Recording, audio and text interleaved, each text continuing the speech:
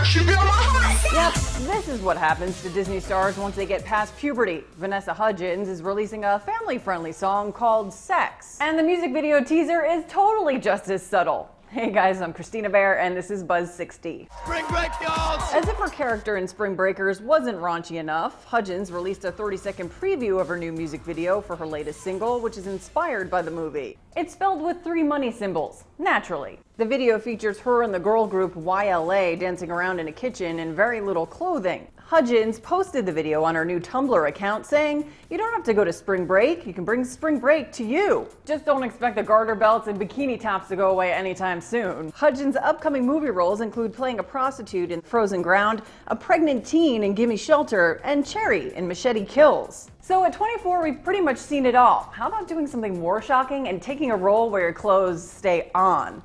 Buzz 60. Now you know. Pass it on.